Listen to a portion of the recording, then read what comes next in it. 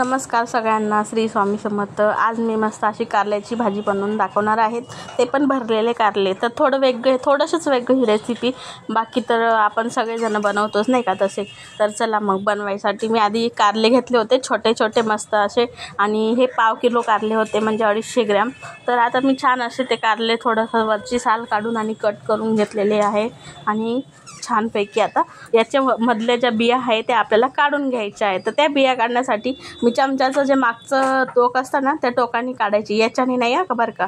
हे बघा ह्याच्याने आता बघा पटकन असं निघेल, आणि आपल्या नखात बघा तुम्ही कारलं जेव्हा हाताने साफ करणार ना तेव्हा एवढं दुखतं ना आपल्याला, म्हणजे हाताला त्रास पण होतो, नखांमध्ये जातं, मग ते खूप टेन्शन। त्याच्यापेक्षा हे अशी सोपी ट्रिक आहे, आणि पटकन असं आपले कारले अर्धा सेकंदात बघा निघून गेलं का नाही लगेच।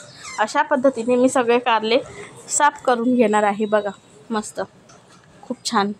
आणि काही कारल्यांमध्ये खूप जास्त बिया असतात ज्या निघायला खूप त्रास होतो नाही का, आणि हे तेच कारले खरं तर चवीला खूप चांगले असतात। अजिबात कडू न होणारी ही भाजी आहे, आणि सेम पद्धतीने तुम्ही बनवून बघा, आणि कशी झाली भाजी बनवून झाल्यानंतर कमेंटमध्ये सांगायला विसरू नका।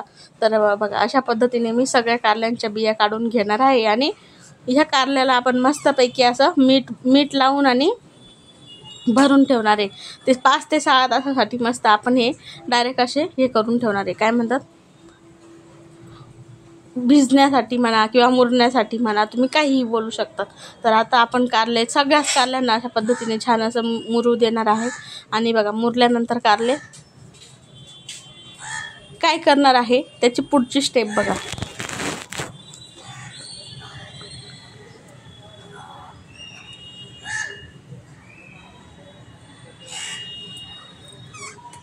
आता आपले कारले छानपैकी मुरलेले आहेत, तुम्ही बघू शकतात। तर आता जे पाणी निघेल ना मिठाचं, ते आपलं मीठ लावून ठेवलेलं त्याचं, आणि कारले कधीही धुवायचे नाही। जेव्हा आपण कारले म्हणजे जेव्हा भाजी आपण चिरून ठेवतो ना त्याच्या आधी कारले धुवून घ्यायची, नंतर कारले अजिबात धुवायचे नाही, त्याच्यामुळे सुद्धा आपले कारले कडू होतात, हे लक्षात ठेवा। तर बघा आता मी इथं घेतलं होतं तेल, आता ह्या तेलामध्ये काय करा, तुम्ही म्हणाल बापरे इतकं तेल कारल्याच्या भाजीला, नाही इतकं नाही। बघा तुम्ही अशा पद्धतीने आधी आपण हे कारले काय मस्तपैकी थोडेसे फ्राय करून घेणार आहे। फ्राय म्हणजे आपल्याला फक्त हे जसं आपण वाफवून घेतो ना तसं न वाफवता असं करून बघा, कधी वाफवून पण करून दाखवेल मला कारल्याची भाजी। आणि अशा पद्धतीने मी शेंगदाणे घेतलेले होते, आता भरपूर असा लसूण घेतला, मला लसूण खूप आवडतो त्याच्यामुळे मी भरपूर घेतला, तुम्ही नाही घेतलं तरी चालेल किंवा तुमच्या आवडीने कमी जास्त करू शकतात। आणि हे घेतला होता एक टोमॅटो छोटा, आणि हे काय घेतलेले कढीपत्त्याची 5 ते 6 पानं, त्याच्यामध्ये आपल्या आवडीनुसार तुम्ही मसाले टाकू शकतात कमी जास्त। मी गरम मसाला, थोडासा काळा मसाला, थोडासा लाल तिखट, अशा पद्धतीने थोडंसं मीठ आपण पहिले पण वापरले म्हणून आता नेमाने थोडंसंच वापरलं। अशा पद्धतीने मी छान असं मसाला तो वाटून घेतला। इकडं आपले कारले पण छान असे थोडेसे तळून घेतले, मी बघू शकता तुम्ही, थोडे मऊसूत पण होतात नाही का।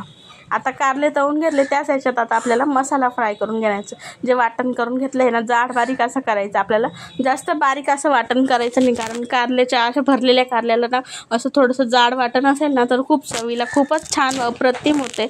आणि तुम्ही हे कारलं आहे ना कम से कम 8 ते 10 दिवस जरी ठेवलं ना तरी पण खराब होणार नाही, याची गॅरंटी मी देते।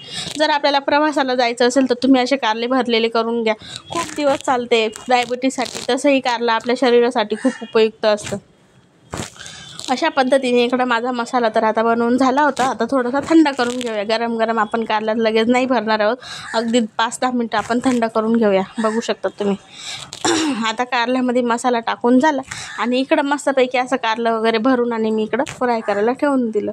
तुम्हाला ही रेसिपी कशी वाटली कमेंटमध्ये सांगायला विसरू नका। चला मग, जर तुम्हाला माझी ही कारले आवडले असेल भरलेले कारलं तर व्हिडिओला लाईक करा, शेअर करा, सबस्क्राईब करा, आणि चला आपण आता भेटूया नवीन व्हिडिओमध्ये। तोपर्यंत तुम्ही कारल्याची रेसिपी एन्जॉय करा। धन्यवाद, मग भेटूया पुढच्या व्हिडिओमध्ये। आवडलं का तुम्हाला हे कारलं बघा, आणि किती छान असं दिसत होतं ना, बघून आलं ना तोंडाला पाणी बघ। चला धन्यवाद।